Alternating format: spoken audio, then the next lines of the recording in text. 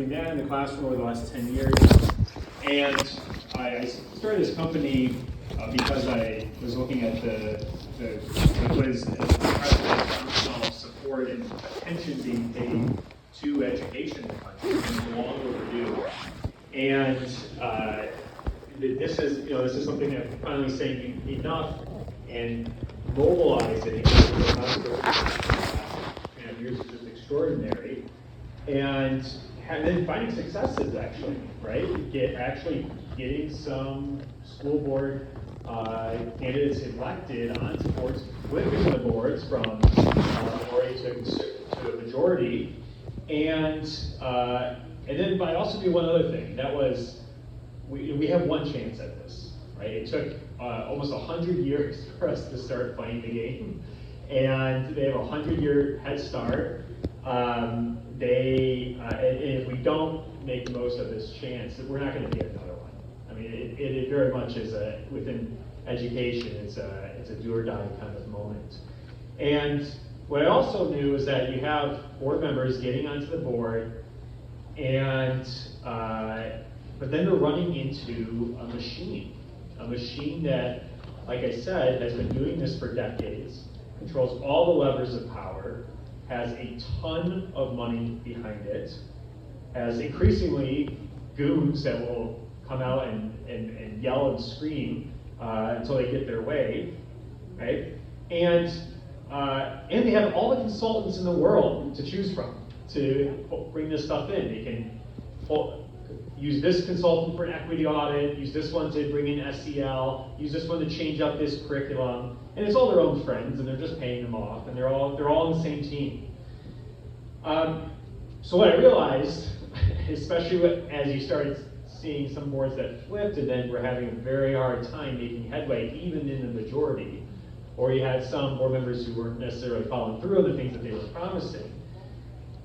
I was looking out there and thinking they need somebody on our side that can do the things that the other side has been doing, that a board can contract with or bring in to consult with. And so that's how I got to the point of forming a K-12 consulting company to do this for reform-minded school board majorities. So there are a number of increasingly number of state level groups, Webster's out there, Heritage is doing a great job, and other groups that are giving the policies, giving the legal, giving the financial, giving Robert's Rules of Order. But there's another level, and it's the partner on the grassroots side, and it's the district specific, in the details, constituent response of what's particular to this school, this set of schools in this district. So this is the goal, and what I'm going to share this afternoon, right, are ideas about how we can help boards identify what's happening, to hold schools accountable and cut through all the baloney excuses and stonewalling that most of these districts have to face, or most of these boards need to face. So I'm going to lay out here what you should see boards doing right off the bat. And if what I realize and what I've seen boards do is that they get in there, the dog has caught the car, and they don't know what the first thing is to do. And so what I'm going to lay out here is something for the first 100 days about these are the things that boards should be pursuing, and these are the things that you should be expecting them to pursue. These are the things that your candidates should agree to take action on when they get in there. Right, so you need to know these things, hold them accountable to it, make them commit to it, and then like I said, what I'm bringing to the table here is the inside information. And I'll tell you, the boards that this has come up with and that have contracted with me, the right people are freaking out because the fox is in the hen house. They've never had somebody in there in the details that knows what they're about. And I'm sitting across from the superintendent, and we both know the game that's being played right now. Right? And we may be the only two that do. So one thing I'll caution against, though. Oops, I'm sorry, I'm hitting things here. How long have I been doing that for? A little while. So one thing I'll caution against, though, is don't call me an expert, please. I'm so sick of the word expert, I could scream.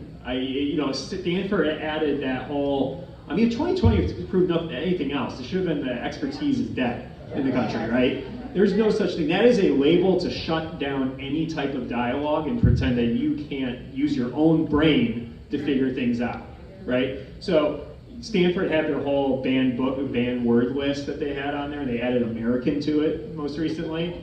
You should call yourself a U.S. citizen instead. All right, so take that one off the banned word list and add expert to it, because I'm sick of it. And please don't say that some school board expert guy got up here to talk with you about all this. Instead, evaluate it for yourselves and whether or not it's actually going to work. But this also means two things. So this presentation will focus on actions that will actually result in concrete, specific, meaningful changes in what students encounter and experience each day in school, especially from an educating perspective, right? So I'm not getting into the finances, legal, budget, or Robert's Rules of Order, none of that stuff. I really want to talk about schools are about teaching children. How can we make changes that affect what students learn and how they learn it? Right? And then the second thing is that although I'm going to throw a lot at you, unfortunately, since I'm a teacher, I'm making you take notes. So if you didn't grab a handout on the way in, there's a handout in some sections for you to fill in some things as we go. So here we go. Buckle up, you already got a little bit of a preview as I'm going through. The first thing I'll just say, here's the leading principle, pour it on. And this requires having a plan first. But these boards, these majorities, they need to be hitting on multiple fronts, multiple issues. They need to keep moving, and the idea is that the other side, the powers that be, they cannot keep up with all of it, right? Oftentimes, it'll be one small thing, one thing at a time, and they can rally people around that. They can't counter everything. So everything should be up for debate. We should be moving on multiple policy areas, and it should be happening quickly and efficiently, right? So this does require knowing exactly what to do and when going into it. Okay, so I'm just going to lay that out as a general rule. Now, January, right? And I understand some boards take over in December, so just do your math, your pre-Common Core math here, and figure out how to adjust this for your community, right? So here are the things, right? One, and this is important, enact some sort of document preservation policy, order, whatever it is. And the reason I say this is because you can guarantee if somebody starts snooping around in there, things are going to be deleted. And then they're going to come up with a big nothing burger and you can have egg on your face, right? So the board should go in the very first meeting say, we're establishing this policy that for these types of documents, you need to keep them. You may not delete them. They stay where they are, right? Number two, and some of these will involve more discussion than other ones. That one's somewhat straightforward. Number two, start demanding info at the first board meeting and make it due at the second board meeting the next month, right? This includes things such as the percentage of students who are not proficient in a given grade or subject based on available tests, and if they're going to throw the 2022, 2023 scores at you, okay, or at your board, ask for the 2019 as well, because I guarantee you things were better, but not that much better before the lockdowns. They should demand a standard operating procedure for selecting curriculum, okay, including what the curriculum review process is, how it's planned out, and what the status is of each of those areas. They should demand a policy and procedure overseeing instructional materials that teachers use to supplement the official district recommendations. It's not just enough to pay attention to the official curriculum. Teachers generally have great autonomy in bringing additional things into their classrooms. These are all under number 2. This is all the info you need to demand, okay? Yes, I know, I'm so sorry. I'll try to, chicken scratch, shorthand, text, like you text and everything. But I'm happy to share some of this afterwards as well. should get a list of every contract with invoices or free services provided to the district from the last, 4 years. You're in the window of a lot of things when they got really crazy, but 5 years to make it a nice number for them. And you should include information. You want information. Did the board approve this? Was it the superintendent who approved it? Whose name is on the signature line? Right? All contracts and invoices for any services provided to the district. Okay. Should demand every policy and procedure related to controversial issues. Anything related to student tracking by identity. Any past surveys given to students. You should ask for material purchase orders for programs, texts, or subscriptions from the last 5 years. Yes, purchase orders, right? For anything that's bought that's related to programs, texts, subscription services. You should get, and this is publicly available, but they can provide it for you, every admin and admin staff salary and what their responsibilities are. Yes, yes. And you should get from the superintendent the names of the positions with whom the buck stops for academic or discipline failures in the district. Whether this is by school, whether this is by district-wide, also known as an enhanced org chart, where you get into the specifics of how this thing is organized and who's responsible for what. The reason for, now, I'm at the very end, and you see on the back of your handout, there's a number of excuses that they will give, and I'll address those towards the end. But what this shows is, one, you need business. They need business. There's a new sheriff in town. There's new representation. Things are going to start being responsive to the community. Right? That's the first thing. The second thing you're showing is that you're playing fair. You're giving them a chance. Pony up, right? Now, you're saying by the next school board meeting. I'll just, okay, one of the main objections right here as well. We don't have that. We can't do it that quickly. To which the response is very simple. Well, based on your positions and your salaries, this is how any small business in our community would have to be run. Have all this stuff at the ready, accounted for, already organized, and know where it's at. So that all you have to do, really, all you should have to do is either hit print if you're old school, or file share to share this with the board. That's it. If you don't have that in place, we have some problems. And we're going to start putting that stuff in place right away, right? For the many small business mom and dads in your community, they'll get this, right? They know that they have to operate this way, and they're going to start expecting the district to operate that way as well. Okay. The third thing is to say, okay, you're all the new board members. We'd like access to the curriculum. And whether that is a physical copy of it, what many school districts do, they have an online portal or some sort of online database that has all this information in it. Okay, please give us our account, set it up for us so we can see all the same things that district staff are seeing. Authorize the board to explore bringing in somebody from the outside to look at what's going on, to look at the curriculum, to look at, for transparency, what is happening in our schools. Okay. What are students, for curriculum, what are students encountering every day? For teacher training, how are teachers trained? Okay.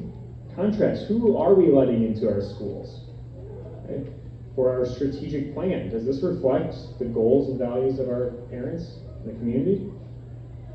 Okay. And then for each one of those, is it appropriate? And one of the things I'm very hopeful about all this is that we start with the crazy ideology that's being pushed in schools, but you start looking at all the other issues going on as well. Show of hands, how many of you have listened to the Sold a Story podcast? Okay, this is like essential listening for it. Sold a Story, SOLD. Okay, this podcast is about literacy in this country. You could take episode 6, which is the final one, and the first bonus one, and you can apply it to any subject in any grade level and any topic of concern in the schools. That's exactly what is happening. So looking at these things not only from an ideological perspective, but also from is this working? And let's be honest, it's not working. And this allows parents in the community to see for themselves what's going on. 5, okay, announce a review of all admin positions. Okay, I've worked for groups and companies that somebody new comes in and they want to just look at everything. They want to make sure everything's aligned the way it should be and everybody's doing we're effectively using resources. You know, the key thing here, right, and I got this idea from a board that was doing this, is that it means that admin needs to be put on notice that they need to cooperate with all this, that they are truly working for the people because they're working for the board and the representatives. Remember, the people hire the board to represent them, and the board hires the district, right? So, number 6, and this is something I think we're overlooking, and I think there's a really huge opportunity here. Begin advertising your district and the teaching positions that might be coming up for the next year, right? By January and February, a lot of schools are getting their intent to return forms from teachers about whether or not they're coming back the next year. So they're starting to piece together in the sense of how many openings they'll have and the like. Start advertising. Start pointing out that your district isn't going to be doing X, Y, and Z. Start going to different colleges that have a good reputation. Contact their career services office to get an ad in their school paper, right? And advertise the values of your district that you brought there and that the board is implementing. This is important because all these changes won't mean anything if the personnel aren't on board with it as well, right? People's policy, right?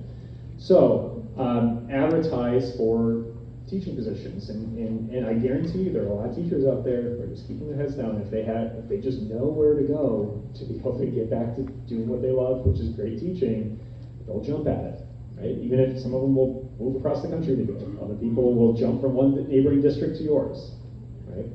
So those are 6 things right off the bat in January that I think all boards should be planning to do. And for most of these, it's an announcement at the first meeting.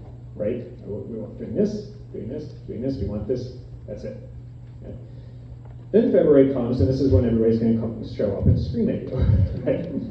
So, because now they're saying, they're actually trying to do something, and you have them really activist and all that stuff.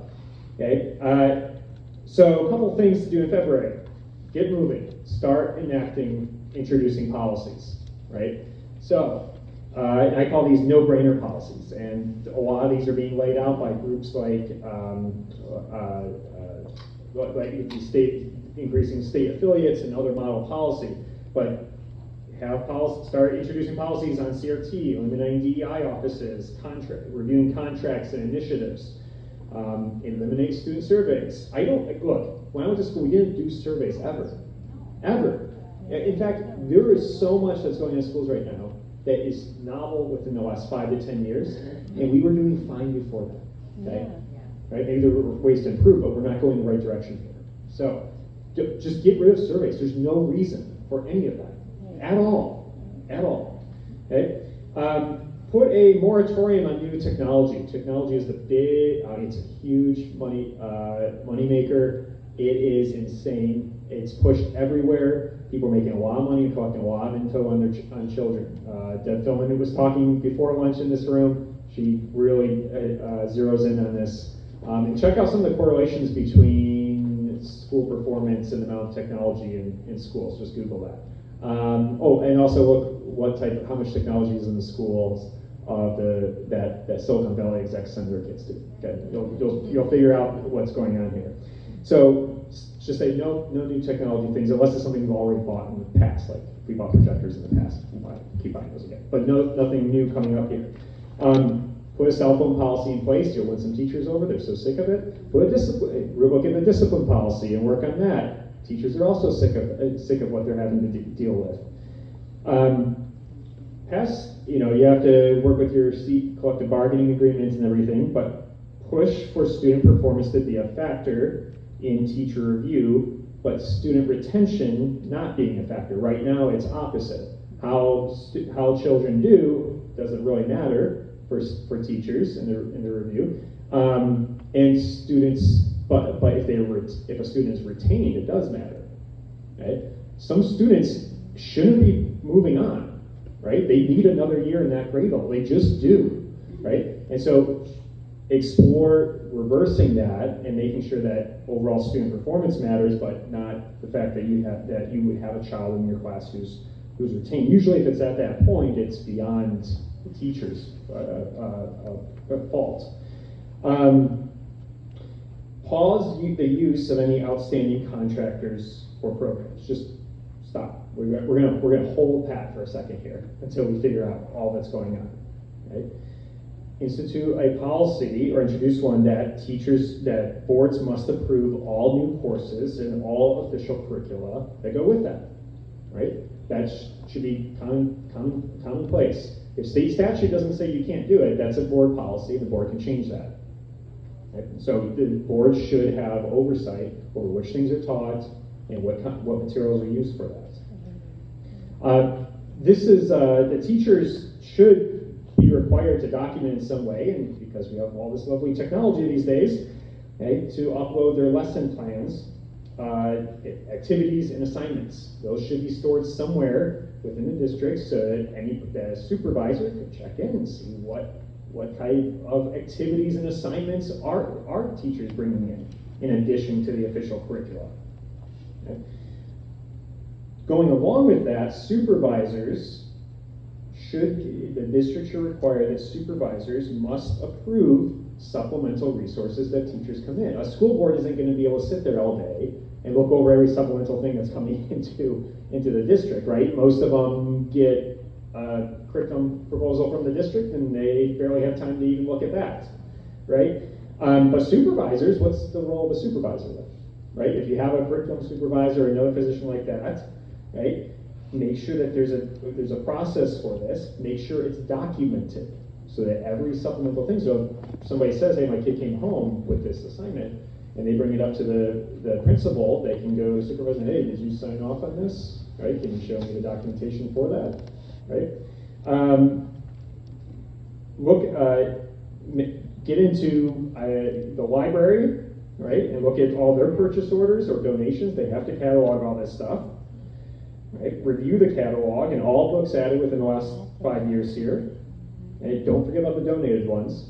Okay? It's not just the ones that are purchased, but the ones that are donated as well. Come up with a book objection process, and I know some states are putting this in place. I'm going to go a little bit against the grain on some of this. I don't think you need to form an additional committee on this if you're a good school board, right? You're already the representatives of the people in the community. You can make a judgment about whether or not this book should be there or not. Now, if you're in a position where, or if you're in a spot where you're not controlling the school board, then it's helpful to be able to have a parent voice in there. But once they're on there, they should be able to take public feedback from the meeting and make a judgment on it. So often what I'm seeing is even well-intended school board members say, well, this committee that we put together said it was going to be okay. So I'm not, even though I don't think so, I'm going to abide by that. How many levels of representation do we add to this? We already elected you to do this. This is your job, right? Stand by it, please. And the last thing I'll just share on this no-brainer policy point is that when and Deb did a great job, and there have been a lot of people talking about how people from the education world will get up there and they'll have all these things that they'll lay out. And one of the things they do is they'll go through like 45 slides and just cruise, use all the nice euphemisms and everything. Mm-hmm. You get to the end of it and you're like, I had so many questions during that, but I can't even stay on top of it. So just have a policy that says, look, all materials that you're going to present to district staff should be available 1 week beforehand for the board to review. After every slide, could you just please pause so we can ask some questions about that slide, right? Instead of waiting until the end. And everything that you deliver to the board for review should have the name of the person in the district responsible if something is omitted or inaccurate or if it doesn't work. Okay? Just like a normal business and accountability. I recently had somebody say that the word accountability is now offensive. Okay, so that's telling you how far we've gone here, right? So, but look, if you're going to propose something, it needs to be, you need to know who's responsible for it. I had a school board presentation or a presentation from a curriculum committee to the school board that had so who's responsible for this? And said the superintendent and the assistant superintendent. And they ran all the way down to like the students, right? Like that just meant nobody's responsible for that, which is the huge problem that one of the huge problems that we're facing right now is nobody is responsible. And you start looking under the hood at this and you realize it's a circus. Nobody is doing anything and they are raking in the cash from the state, from taxpayers. They're funneling off to their friends. It's all over the place. It is an absolute disaster. We have, what we've encountered so far is the tip of an iceberg. It truly is. All right, so those are some of the I consider no-brainer common sense policies to push off the bat. You should, one of the things here, establish monthly report expectations, and that would include, things such as, I want to know the rate and percentage of students not proficient in each grade level, okay? I want to compare it to the last month. That should mean that you're doing some sort of progress monitoring, especially in elementary literacy and mathematics, right? Disciplinary trends, okay? Depending on what the policy is, number of detentions, referrals, suspensions, expulsions, however you want to track it. How has that changed from the last month? And Deb made a really great point in the last presentation. She said, not by changing how you're measuring it, right? Using the same system that we have been measuring it, how does that change from month to month? Because that's all they're really doing. They're like, well, we'll just shift the entire measurement system for how we do this to make it look like everything's fine, right? The third thing is to, if you're generally exploring, working with somebody, bringing somebody in to audit the curriculum, audit the teacher training, whatever it might be, moving at this point to actually approve it and authorize and begin it, and then an ongoing start to begin the review of admin and staff positions. In March, right, enact those policies. Oh yeah, sure. Oh, you sound like my students. You sound like my students. Oh, Mr. Adams, you didn't write down. Well, that's what I try to tell them, and they're, so.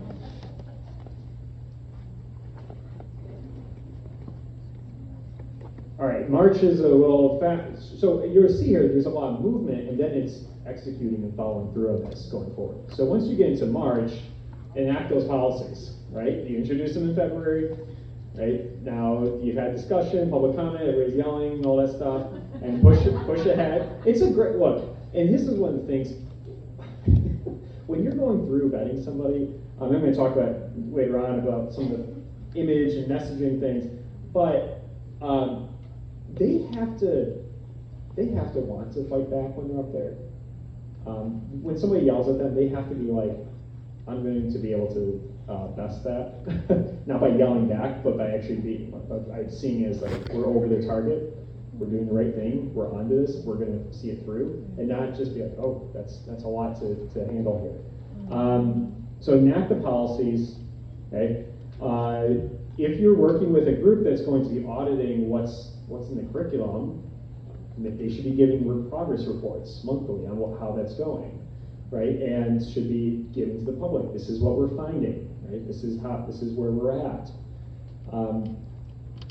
And continue that review of staff positions. Now we're pushing into April, and you've enacted the policies here. So by the way, this is like your 6-hour meeting, right? Or several 6-hour meetings to get this one through, because there's a ton of public comment beforehand, people yelling at you, then you vote on it, and there's public comment afterwards to lambast you for voting on it. So this just to pack a snack or something, I don't know if that's allowed, but in April, I don't know why two came up first, how about one? Oversee and enforce policy implementation. This is something we're going to be missing, and either this means the board has the bandwidth, or they're hiring somebody to help them do this, like a liaison between them and the district to follow through and know which things to look for. It's good that you're reviewing admin positions, because that means that they're on notice and they may actually go along with it. But generally, these are the same people who made the decisions to put all this stuff in here in the first place, and now they're responsible. And this is actually where they throttle it all. Okay? You can pass any act that you want. If the people who are implementing it are not going along with it, and they're not recognizing that they are stewards of what the community wants as a public school, it's not happening. And they will give you lip service all day long, and they're just going to say, you know what, we're going to kind of do it this way and make it look like we are, and then once the board changes or they're out, then we'll just, undo it completely. We won't even fake it, right? So this is a huge issue here, and you need to stay on top of it. And then publicize whatever progress reports come up here. And continuing to review your staff positions. Over the summer, generally, depending on what they're looking at, you can publish a finalized audit report. You can let parents see for yourselves. We go back one slide.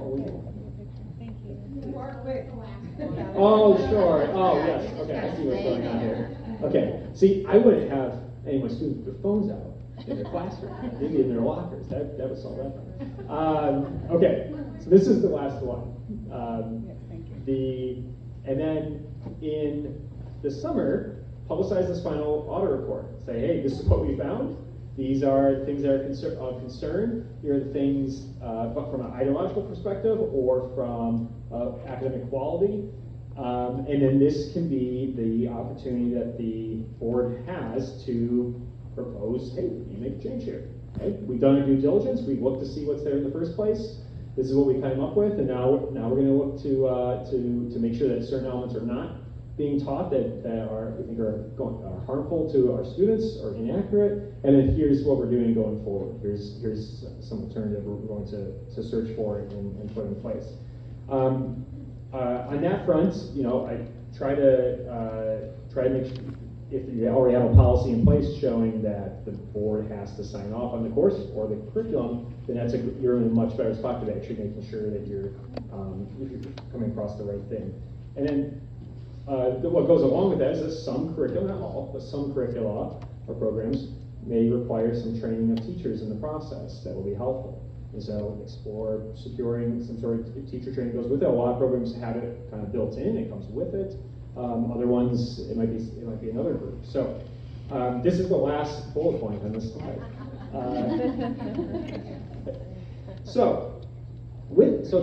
That gets us, a little bit beyond the first 100 days.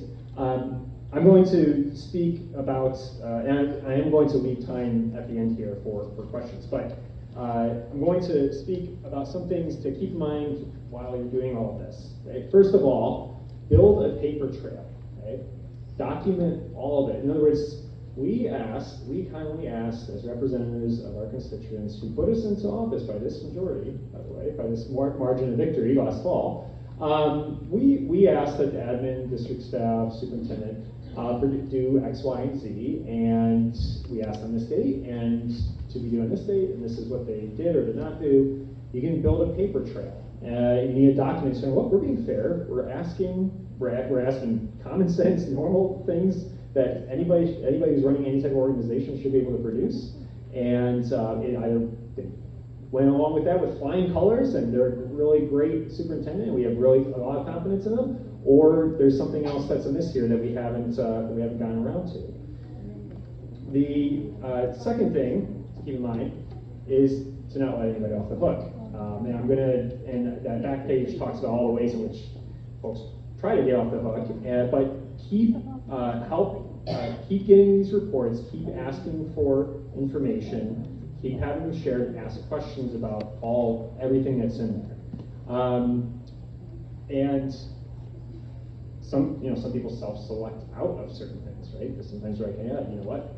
I can't work for this board. I don't really want to do this anymore. and that's fine, right? So anyways, the third one, okay, is remember that your attorney, the district attorney, is not usually an ally. The one thing that board members are scared to death of is having a lawsuit on their hands, especially one that has big dollar amounts tied to it, or threatening to be tied to it. Attorneys, by their nature, are risk averse generally, right? They're not going to push the envelope on something that they are taking a risk on. But then a lot of them are also not on the side of the board. I know there are a number of state kind of organizations that are trying to figure out ways to get counsel to school boards that's kind of giving a second opinion, as it were. But just keep this in mind and make sure that your board members have this in mind as well. Be proactive with your PR and social media. This is one of the things I'm realizing quite a bit with boards is that there's not a whole lot of, they're not getting their message out. And so they might be out there in the meeting talking about this, but they need to have some sort of account or their own account to get it out there. And that doesn't mean like play whack-a-mole and like address everything in there, because that'll drive them nuts, and that's not good. But to have an alternative viewpoint or an alternative point coming out that they can reflect on, and that other people know, oh, they have an answer for this. They have something that they pointed to and worked against. And the last thing, I'll say, so this is the last bullet one, is to get you right. So during the campaigns, Loudoun County, all that stuff, right? It was like all y'all in the school board meetings. And then you worked really hard, you put a lot of time, money, and effort into getting these people elected, and you're absolutely right that from that point forward, their job is to represent you. They are there to be the face of you, to hold the line, to stand in the breach, to face all that. But they're still human beings. And it's very easy to say, okay, we won. Now we're going to throw it out there, and we're going to kind of throw it to the wolves, right? So have some sort of organizational presence in mind to say, hey, let's get 10 of us to sign up to come to this meeting that's coming up to be able to speak. Because if it's 20 speakers to 0, that does not look good. Even though this is a small minority of people who are hooting and hollering and yelling and screaming in there, okay? But if it's 30 to 10, well, that's still 10 people that are speaking, and then people they can't even count that was the amounts at that point. So try to keep organizing there and giving them some backup and some support. Okay, I want to talk about some key messaging through this, and then some things on image as well. So some things that you should be saying and you should be expecting your boards to be repeating often. One, you're fulfilling promises. Like, go back to this over and over and over again. Cite your election results. I would suggest board members should print off the tally from their last election and just keep it as like a little placard on their side of their name tag while they're up there, right? To remember that this is, right, one of the things about traditional public schools is that what makes them traditional public is the fact that, not because they get taxpayer money, it's because they represent the people. It's the way that people and parents control what is happening in schools. And so they should constantly be referring back to the fact that they are representing the majority of the people and the parents in their community. Right? It's truly self-government. It's truly what is meant by a public institution, a public school. Focus on the phrase ideology-free, right? We're trying to get ideology out of the schools. Talk about quality, that quality matters. I think this is one of the things that we're kind of missing, and we could point to more. Like, if somebody has like 60% of kids can't read on grade level or whatever. I mean, what other institution or business besides like the federal government can get away with a 60% failure rate in anything they do? You'd be fired overnight, right? There's no way that would cut it. So point to quality. Right? Point out that the stakes are just too high in this, right? It's very easy to talk about the trajectory that the country is going in and kind of like education in general. Bring it back and think about the individual child. Because that child has one life to live. They have one shot at education. They're highly impressionable. And one thing that they experience the wrong way when they're in second grade could what can take them in a whole different path for the rest of their lives. Right? The stakes are too high for this to just like hand that over and say that he can't, or to buckle in the face of that. Same thing with we're rejecting the status quo, right? This was like the mantra of the early 2000s, like, oh, all those conservatives and the status quo, right? Like, gotta stop that. Well, okay, when the status quo is really poor like this, you can't keep doing the same thing. It's the definition of insanity, right? So keep going back to that, and frankly, you had your chance, right? And the things in the right-hand column here kind of all tied together. You've had your chance. You've been running the education system in the country for decades now. You've made all the shots. And it's not only is it just staying steady, it's getting worse, right? And these are messages that I think 65-70% of people can get behind and recognize, and they get that, right? That's the last bullet point. I need to start doing the Joe Biden end of quote thing at the, instead of reading it off. Okay, so managing your image through all this. In working with some of the boards, you need to come across as being confident, and you can speak slowly and deliberately about things. You just don't want to give an image that you're not confident, right? So that's the main thing. Maybe it's not even necessarily positive. It's just like, don't give the image that you're one is not confident at doing something. Portray confidence, and that matters. But also be relentless about it, and be calculating. Like I said, the stakes are way too high to not be very thoughtful and thinking through everything very carefully. Be empathetic. One of the things with when it's easy to talk about ideas and this principle and that principle, but make it empathetic and use these things as you always like fall back to whenever you're like in the face of being hit over the head with something. Use terms like I worry that, right? My concern is the most vulnerable students, right? We want to protect teachers from unfair accusations. Okay? We want to get the most out of every minute of class time, and it's unfair that, right? So the idea there is it just brings it back to the individual. It brings it back to people, and that's really what we're talking about, right? We want to talk about the vulnerable, the students, the children, okay, bringing it back to individuals and showing. So if you get stumped on something, just say, my worry is that, right? And by the way, you don't have to think about the words for that. You got it. Right? When you worry about something, you really think about what it is you're worrying about. The words come to you. Right? So when it comes to data things going through, you say like, 65% of students can't read in third grade. Let's just say. Express that as a number. Say, hey, okay, what that actually means is I'm going to line up 10 third graders here, whatever I just said, and 6 of them can't read on grade level. Right? These 4 over here, they can. But these 6 they can, right? That puts a face to it. That if people can understand that the percentage, so this whole Nate thing, 83% of students or whatever it is don't know a basic knowledge about the country in 8th grade, right? Line that up. 8 of them don't know a basic knowledge about the country, right? Those types of things carry home and hit home with people a little bit more. One thing I'll say here is just be careful with teachers, and this has come up a couple times over the last couple of days here. This can be hard to do because you see like TikTok and everything, and the people that show up and yell about this stuff. They're the loudest. They're doing some crazy stuff.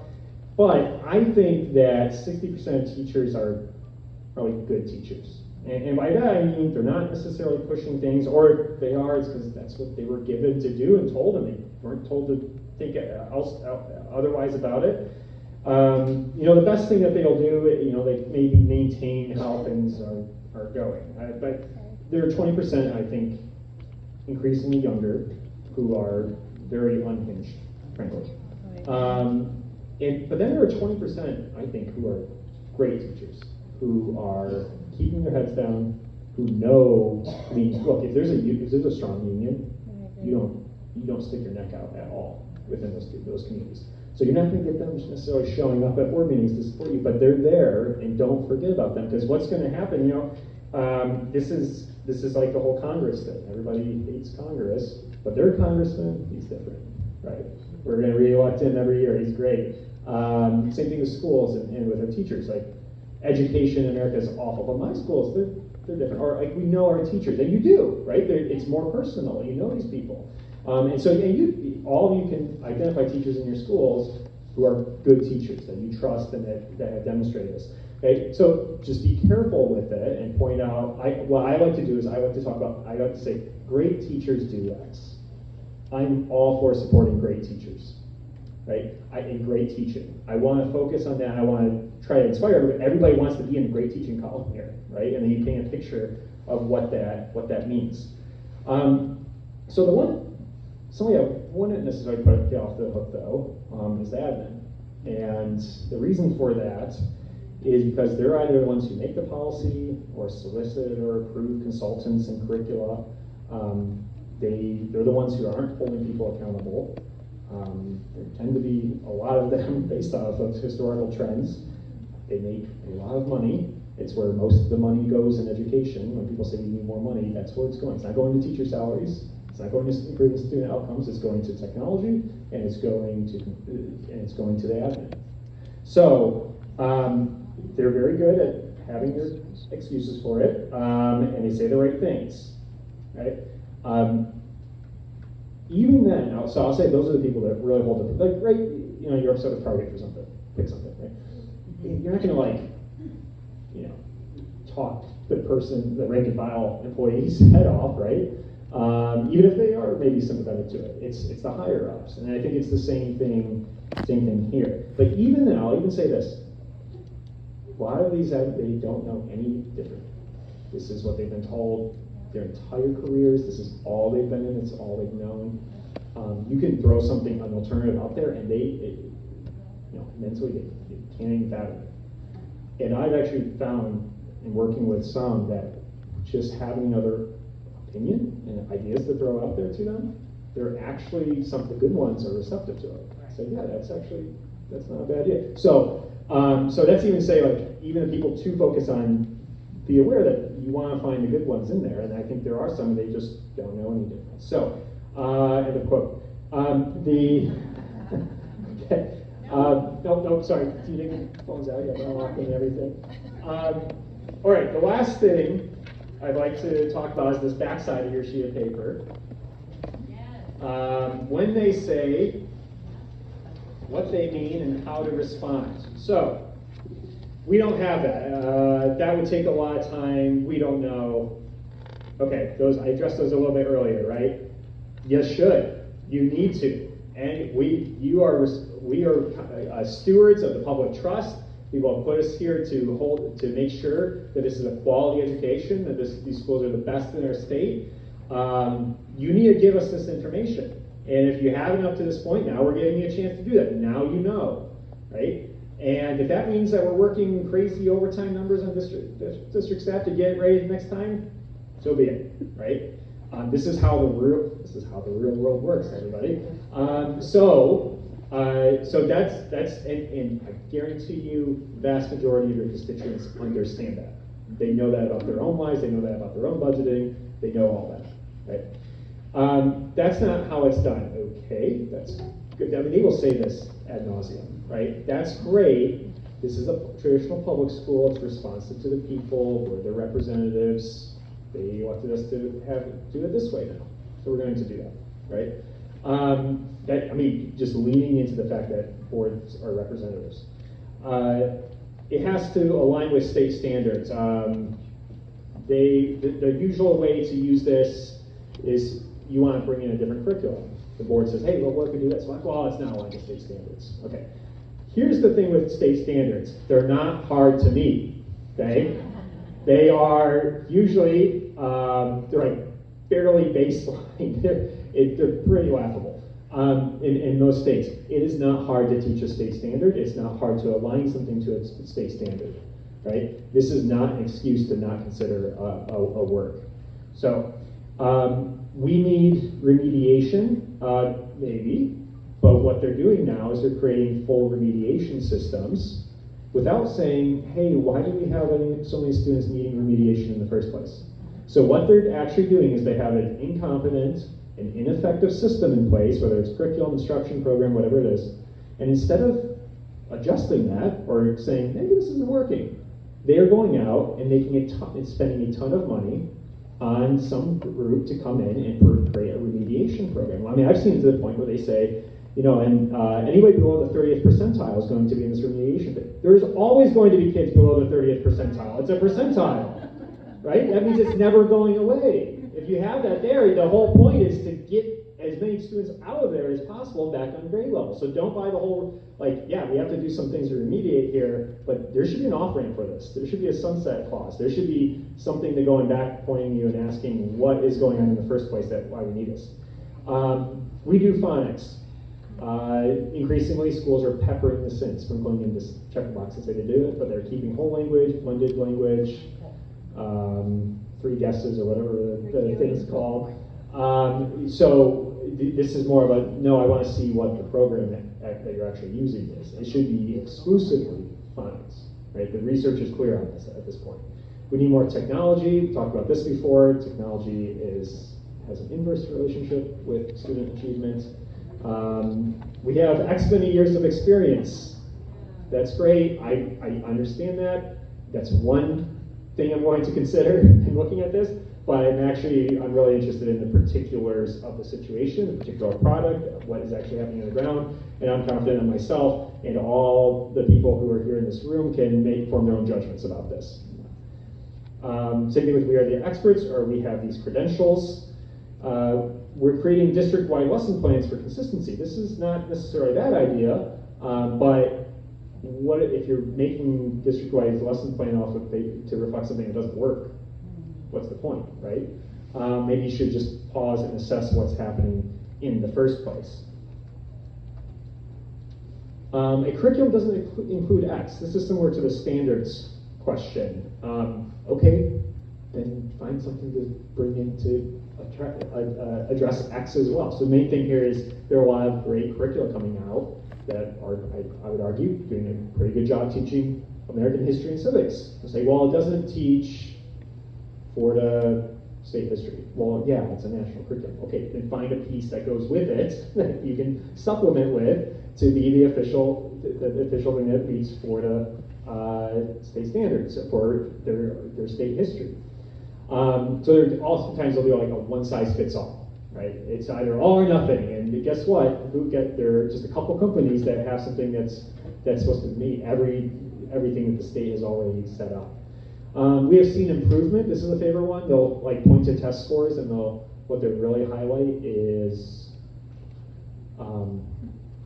we had this many students who were behind, and we were hoping that this small percentage of them would improve, and some 50% of those improved 50% of where we wanted them to be at. So good job us, right? That's improvement. No joke. That's what I've seen before, and that's how they'll present it. So that's not good enough. I want details on everything, and I want to see how it's changing month to month and where it needs to go from there.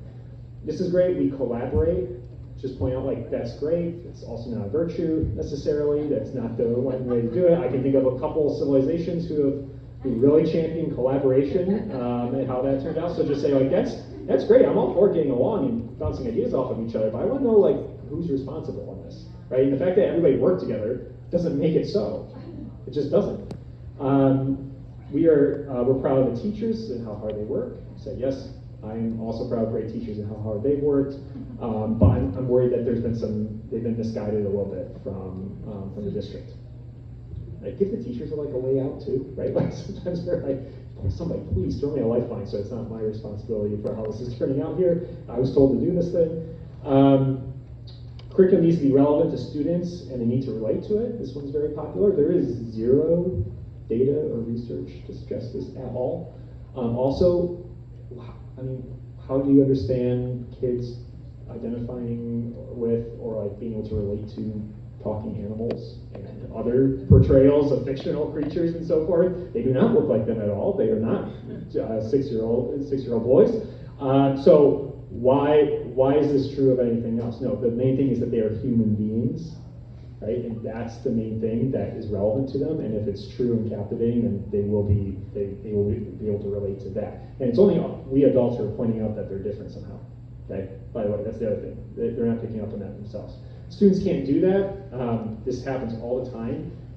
It's not that hard to point out that there are places where students can do that. So what's different about our students, or what's different about our teachers that we can't? Teachers don't have enough time to make new plans on such short notice. So a lot of them will say, hey, we're going to, and this was for me too. I would go into the summer, I said, I'm going to spend all summer working on my lesson plans for the fall. I really meant it. I didn't. Some teachers very well may. The vast majority are not doing that, and I can almost guarantee you that if they're under a union contract, there's no way that they're going to be doing that, right? We're doing a lot of work on this process, okay? They will highlight all the work they're doing on a operation or a process, and that will be like the standard that we're, as a district, we're doing well, we're succeeding. Okay? I care about student outcomes and what's actually happening in the classroom, not the process. I mean, you give those updates, that's fine, but that doesn't constitute like a job well done, okay? Every unit needs to have a theme or theme that determines content. This is a curriculum thing again. When you do this, you get really convoluted stuff. Instead, figure out what content needs to be learned in the first place. Like in books, what are really good books for students to read? And maybe the test of time is one indication of what those books might be. You know, things that have been read by millions of people for hundreds of years across all different demographics, and all of a sudden in the last 20 years we just stopped, right? Maybe we should consult some of those, but saying, hey, we're going to come up with this theme about coming of age thing, and we're going to find all these edgy conventional books, contemporary books that fit that have a bunch of other garbage in them and are just not well written, okay? That's not going to produce a quality education. We need to start with the standards in lesson planning or finding the curriculum. Actually, good curricula should teach most of the standards naturally, and if you have a couple left over that you need to supplement with, do that. Okay, but you don't need to start with the standards and then plan everything out from there. We need to have some sort of ethnic book. Okay, that's great. I can give you, that doesn't mean it has to be racist. It doesn't mean it has to be pushing something else. Usually it means that the author has to be of the minority. Okay, I can rattle off a couple minorities in history who have phenomenal works of literature or political accounts or whatever it might be, right? It's like, and we don't need to go out there and find the latest thing that's happened. Compared to national averages or standards, just throw this out, right? Like comparing one pile of, you know what, to another pile of, you know what, like that's not a great. They're always saying, well, you know, compared to the national average. Like, I don't care. I want like 90% of our students doing great in our district. Why is like, oh, we have 45% of the third graders on math proficiency, where nationwide it's 35. It's like, that's still 6 kids who can't do math, right? So just don't take it. It needs to be engaging or project-based or group work or research-based. These can be fine supplemental things, in my opinion, but they take a lot of time to plan. They take a lot of instructional time. They take a lot of time for the teachers to do. And most of the research, actually, we need a teacher that's kind of leading this orchestra, right? And we need to base it that way. Learning styles is very popular. Audio, visual, tactile. I'm not sure what that was. With the more accurate, so they'll say, well, we have to have something in all these different categories for all of the students who line up this way. I would say you actually have some people are stronger than others, but to totally just drill down on one thing and make them really strong in that, it's like, oh wow, I have stronger arms or stronger legs, and I'm just going to exercise the arm all day and neglect the rest of my body. Okay, same thing with this. Like, no, they all need to be focused on it, and reading, writing, listening, and speaking are the keys above all. Need to differentiate instruction, asking great questions of students, like, hey, who, what, when, where, for some students, for the first level, and then why, how do you know, why do you think that? Are great ways to differentiate instruction. You don't have to bring in a whole separate program for this. We need to teach mastery to students. I'm surprised that word's even allowed anymore. But I'm sorry, a third grader's just not going to be a master of like anything, right? Like we're moving in a direction, and it's insane to think that somehow we have to like wrap everything up in a given grade level because and if you have anything that you get to revisit later on, that somehow that's invalidated. We can't share because of copyright is a big one. This one has a little bit more to it, but you certainly can go into district. People can go into, constituents can go in and see these things at the district. Board members should be able to see any of it. Okay? Board members absolutely should, and if you're citing something, it's just like citing anything else. You're not breaking copyright on it. Okay? We don't want teachers exposed to scrutiny. I'm sorry, you have to. We're talking about quality education here for students. Teachers can't be expected to upload everything. This is nonsense. They have to do this stuff all the time for different state reporting things. They can do it in this case as well, and it's easier than ever. Okay? I'm running out of time, so let's see if there's anything I really want to. Supervisors, what else are supervisors for? If they don't supervise, we don't know what's being taught. This is actually really true. There's a lot of them, they have no idea what their schools are using. And that's just, that's also inexcusable. This one, the state approved the textbook. This is about the implementation thing.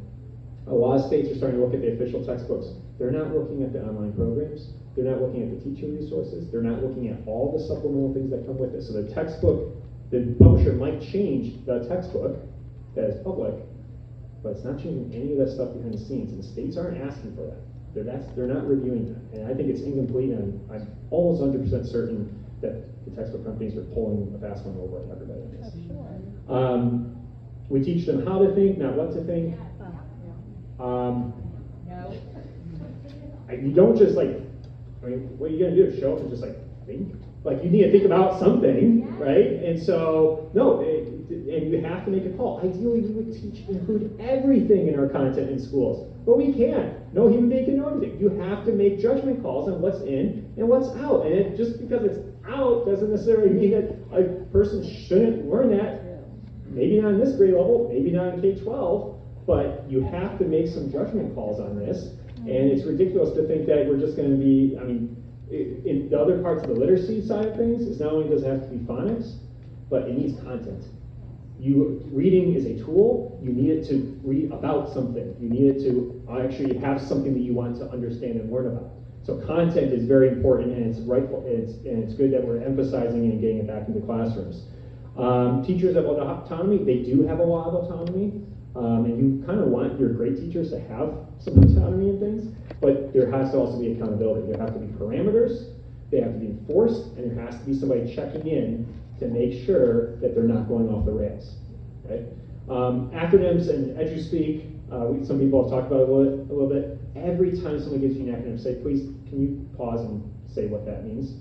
And then, with each part of the acronym, can you give me a definition of that? And can you give me an example? I can keep pushing them on it. Otherwise, it's just alphabet soup, pile up, and they're hoping to overwhelm you with that. Yeah. So anyways, so those are some of the things that I would, when they say it, here's some things to respond. There's more to say about all of it, obviously. But I know we went very long here. But if you have questions, I'm happy to take them now, and people are free to step out as we do with other sessions. But I really appreciate your time and consideration of all this, and happy to share any information that's helpful. So thank you so much. Appreciate it.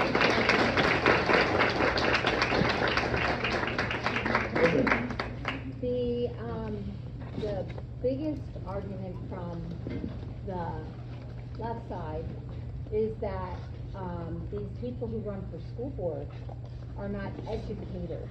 And so therefore, they don't know, they're not qualified. So what, of course, if they get elected, I guess your answer is So they're qualified by their election. Yeah, so two things. One, yeah, we are representatives of this. We've been elected, we have responsibility to carry this through. I will grant that you are an educator, you have these qualifications. I'm going to consider that as one data point. The other data point I'm going to point to is the data in the district and how we're doing. And I really do think that we have to start recognizing that quality is horrendous, and it's nothing that we should, and we really did have a chance at this. This is you own this. We're going to make some independent thoughts of this. We have to. It does not. If you're pointing to that and saying this is justification for our authority, that's fine. But we're also going to point to the actual evidence of how that's going. And I really think we have to get really comfortable with that and just recognize what they try to do is they really try to say, well, we've made a 5% improvement among this small subset of people, and therefore we're doing a great job. And we as board members need to start saying, no, that's unacceptable. There's no reason why we can't have 80 to 90% of students at any given grade level excelling in every subject, right? There's no reason for that. And the only reason why we don't expect that is because we've grown so numb. We're so used to being beaten down about just how bad everything is in education. And so, so that's, I think there's no other way about it. You can't come back and say, well, I do actually have this type of credential for it. You really have to say, like, I know you have that, and this is what the result is.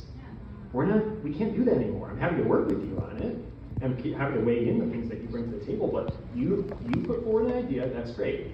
That idea is no longer yours or anybody else's. It's all up there to be batted around. And we're all smart. We all use our reason, independent thinking. You guys do critical thinking all day long in schools. Okay? It's not critical thinking to say, oh, this person has this background, ergo, I'm just going to say whatever they're doing.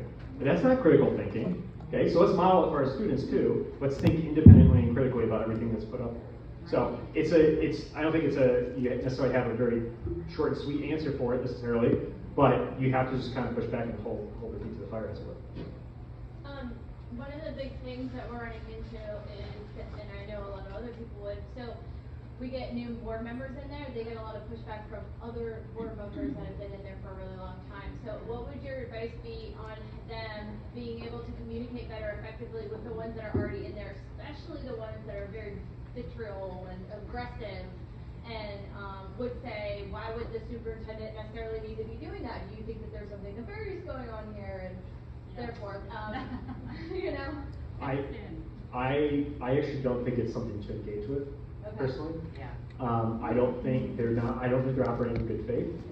I think their agenda is very clear about what they're trying to do. I think you just can go back to information should be out there for everybody. We should have clarity on it, and we're a representative. So, I got elected to get to the bottom of things and to bring these things to light. And I'm doing that. And I'm expecting the superintendent to be able to produce these things. I'm not making any judgment about what they are or not doing. I don't know. Let's see. Right? So I don't think if a board member, this is what we have to recognize, if a board member if that's their first response to a new board member getting up there, you're never going to win them over anything, right? So I think the clarity is just to go back, cite your majority, that what you won by and whatnot, and just say we want the information. This needs to be open to everybody. We want to see improvements. I'm not forming any judgments on any person or position. I'm judging it on the evidence that's out there. If I need the evidence first. Yeah. So I don't think I think it's largely a waste of time to really try to. I mean, you have to answer the way something along this lines, but I don't think you have to be like, oh no, but actually, so and so. No, I really do trust him, and I don't think you have to do that. Just pointing back to we just need information. And like your speakers get the support there, right? If people are asking it, then he doesn't look like a weirdo asking it too. Yeah, and if they're not there, then just citing back to say this is why I'm here. This is why I'm trying to produce out there. Also, I mean, it's a little cliche, but if you don't have anything to hide, it's a big deal, right? Come on, let's see what's there. So, yeah, go ahead. I love how you said audit curriculum and then do something different in the fall. Yeah. So our PDD and PDC recommend curriculum for our schools, and so we looked at what the health was and what sharks was full of SCL. Yeah. So then we said no, we don't want it. The response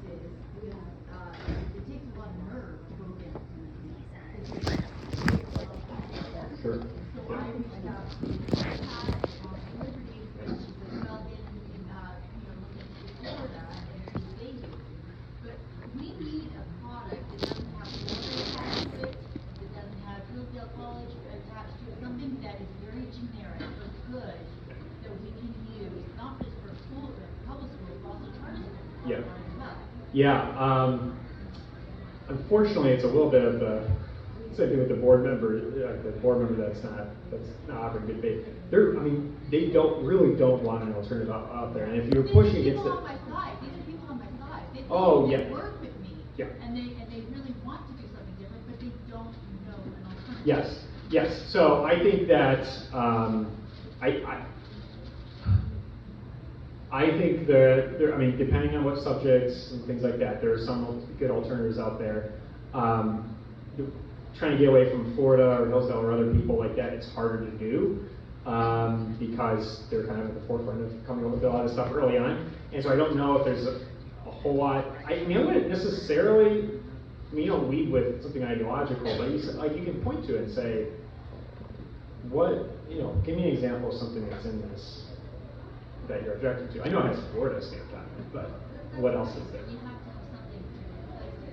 And Yeah. the only reason why I say not Florida or Hillsdale Yeah. is because we're a very blue state. Yeah. And these could be, just because. Yeah. Well, the other question on it is how are those curricula utilized or implemented and used, right?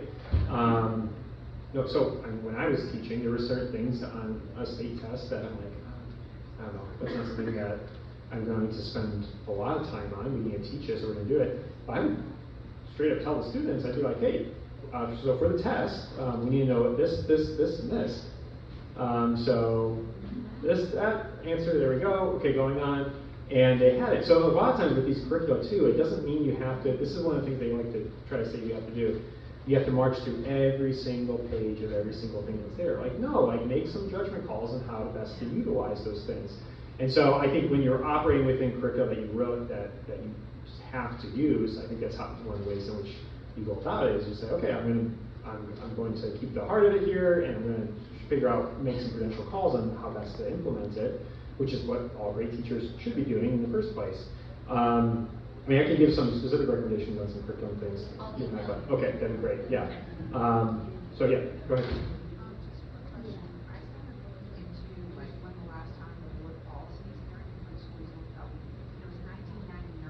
Yeah. They have not changed in that time, so they have changed the curriculum, obviously, of course. So how do you, and if you say everything they do is within the limits of what the school says they can do.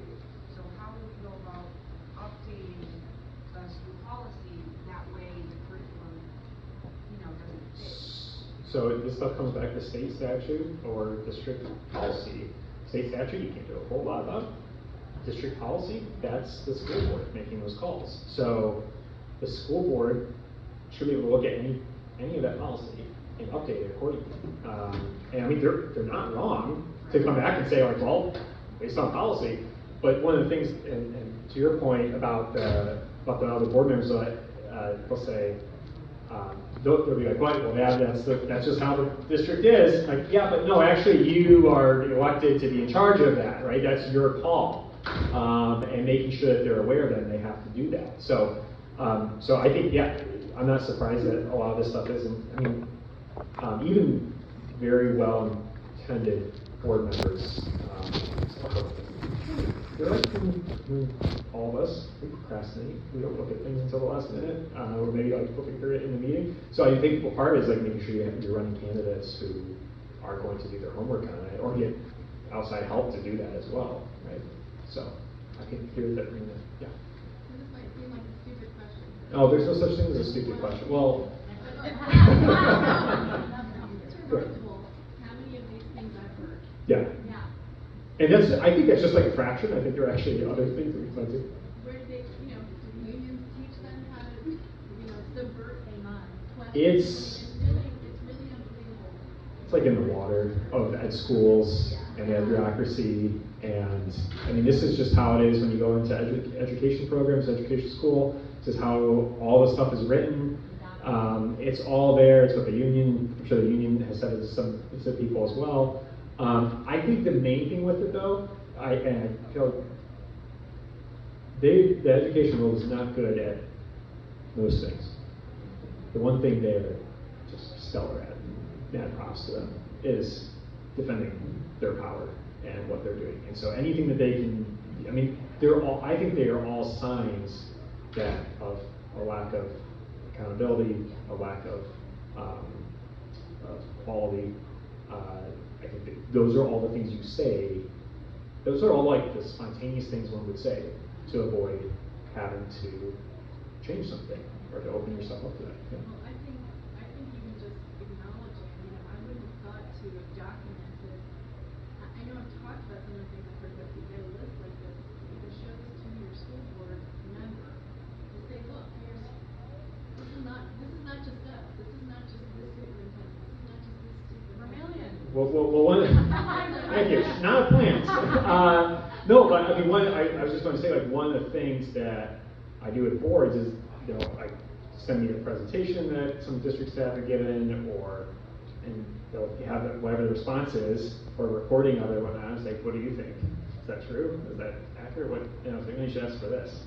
Like, that's not true for this case, right? Go ask for this thing, or I'll ask for it, right? One district we were working in, it was like, okay, review these new curriculum proposals.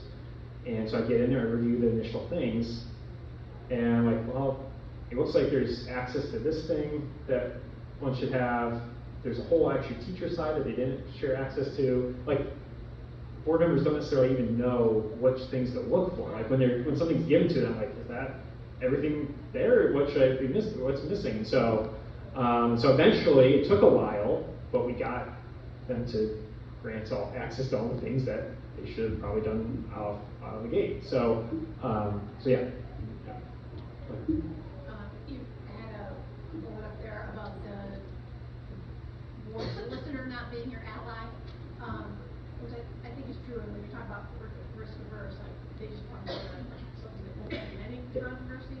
So then, how do you, as a parent or board member, if they're saying, like, say, Pennsylvania, the boys in the girls' bathroom, right?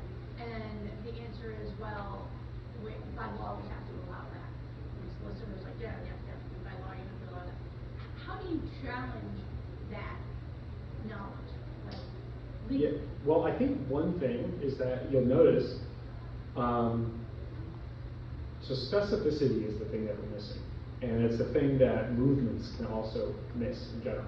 Is that, because a lot of the things that we're pushing against are things that are so common sense, so no-brainer, that you run on and you talk about it, and like, yeah, we just gotta stop this thing. Like, yeah, obviously. But then we forget, we need to get specific in order to make it stick and to move it. So with that, when they come back and say, well, we're gonna do this, I wanna see, like, show me the statute, and I want you in writing to explain how each part of it tells us that this is the case, right? And then you actually have something concrete to go on. And for a lot of board members, I think you can look at it and say, well, okay, that doesn't check out to me. Like, that doesn't actually seem to make sense. I know that this is an issue in general with all this, and I know that there are a lot of folks at nationwide and at the state level who are trying to figure out how to support school boards on the legal front. Because because there's so many, because it's really hard to trust.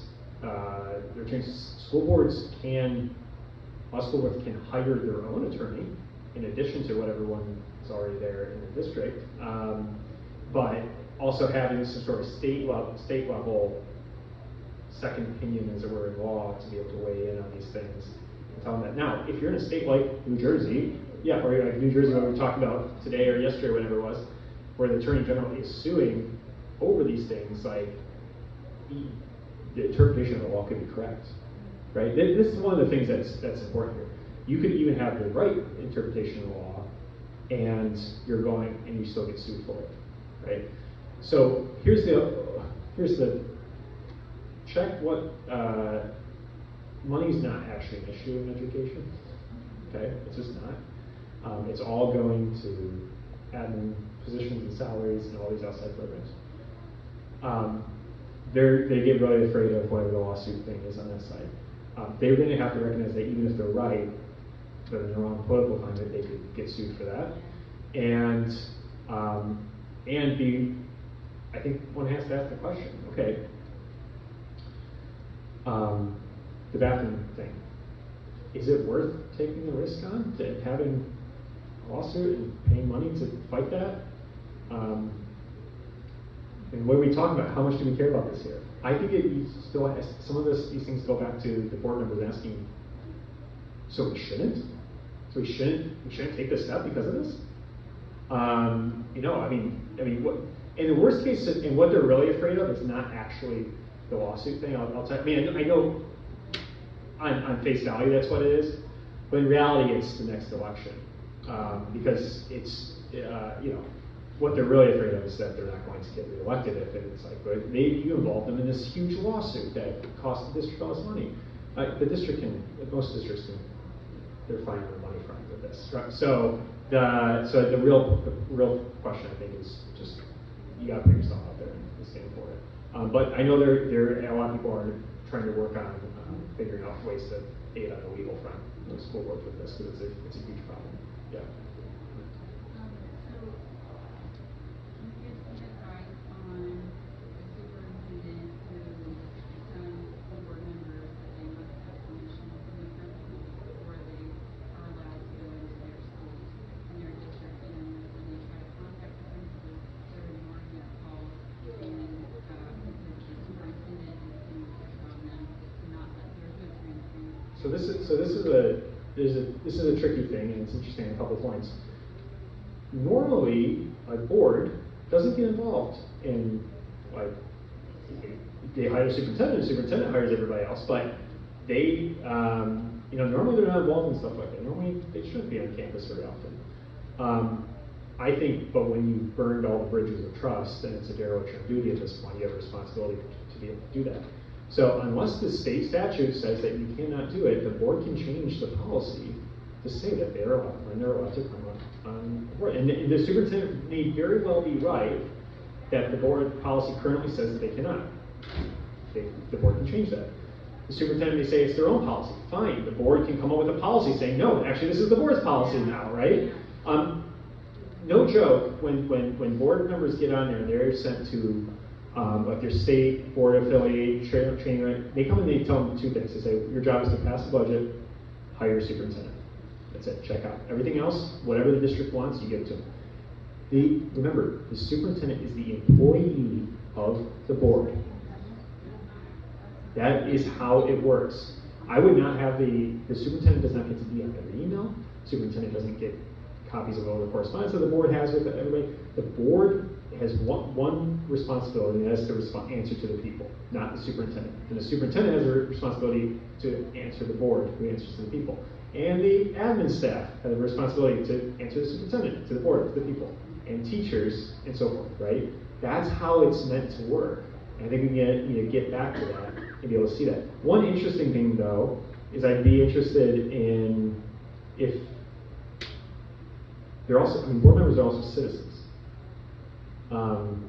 They may be able to just visit their schools because they're a citizen, right? In that case, then you have policies like, well, I can't believe this. I know Sarasota School Board voted a little while ago to finally allow parents to walk their kids to their classrooms.